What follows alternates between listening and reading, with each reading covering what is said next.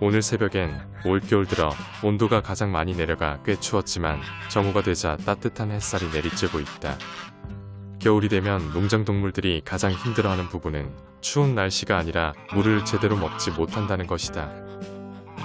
특히 오리나 거위들 같은 물새들은 한시도 물 없이 살기 힘들 만큼 물은 녀석들에게 소중하다.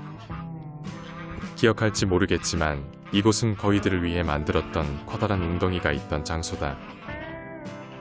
몇 달 전만 해도 낙엽을 채우지 못해 이곳에는 커다란 웅덩이가 노출되어 있었다. 하지만 얼마 전까지 수십 포대의 낙엽을 부어 이곳을 평탄하게 만들었다. 어찌 보면 물을 좋아하는 오리와 거위들을 위한 화장실을 만든 것이다. 녀석들은 이곳에서 물을 마시고 똥을 누며 목욕을 한다. 최소 50cm 이상의 높이로 낙엽을 꽉꽉 눌러서 채웠기 때문에 오리와 거위들은 목욕탕에 들어가거나 나올 때 다리를 다칠 염려가 없어졌다. 내가 만든 화장실이 마음에 드는지 오리와 거위들은 하루 중 대부분의 시간을 이곳에서 여가 활동을 하며 보낸다.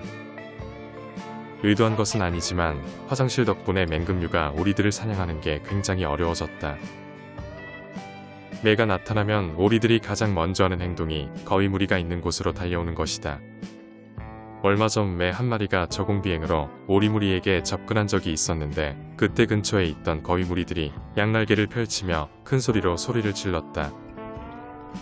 순간 깜짝 놀란 매는 바로 유턴해서 도망을 쳤는데 그날 이후 오리들은 매가 나타나면 무조건 거위 무리에게 달려오는 게 습관이 되었다. 난폭한 성격의 고집불통인 거위들이지만 녀석들이 있기에 보호받는 동물들이 있다는 점에 감사할 따름이다. 그런데 사실 지금도 닭장 근처에 매 한 마리가 노리고 있는 중이다.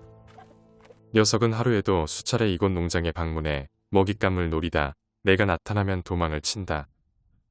아마도 녀석은 나무 위에 앉아서 지나다니는 닭이 어디 있는지 확인하는 것 같다. 하지만 모든 닭들은 닭장 안에 안전하게 격리되어 있고 닭장 위로 망을 쳐놓았기 때문에 녀석이 쉽게 공격할 수가 없다. 매는 닭장 안의 암탉들을 노리고 앵두는 닭장 안의 참새들을 노린다. 하지만 매가 암탉 사냥을 못하듯 앵두도 참새 사냥을 할 수 없다. 겨울이 되고 뱀들이 모두 동면에 들어가서인지 요즘 앵두는 거의 매일 한 마리씩 쥐를 사냥해온다. 시골 생활에서 개는 없더라도 고양이는 반드시 필요한 이유이다. 지난 한 달 사이 다리를 다친 흰오리와 이불을 새로운 닭장으로 옮겼다. 닭들을 모두 새로운 닭장으로 옮기면서 기존에 사용하던 닭장들 중 빈 곳의 녀석들을 옮긴 것이다. 흰오리는 다리를 다친 지 1년이라는 시간이 흘렀지만 아직 제대로 걷지 못한다. 사람들은 다친 다리에 깁스를 하고 움직이지 않다 보니 몇 개월 뒤 회복되지만 동물들은 그게 안 되다 보니 쉽게 낫지 못하는 것 같다. 대신 녀석의 몸무게를 재어보니 굉장히 무거울 만큼 나머지 건강 상태는 양호한 듯 보인다.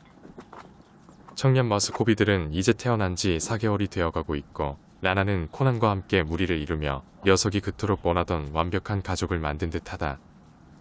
한 가지 안타까운 것은 포비가 이 가족에 합류하지 못하고 오리들과 함께 지내고 있다는 것이다. 시간이 지나면 자연스럽게 머스코비 전체가 하나의 무리로 통합될 거라 예상했지만 라나 가족은 철저히 포비를 외면하고 있다. 아마도 내년에는 라나가 낳은 알을 포비에게 주어 포비 가족을 만들어줘야겠다.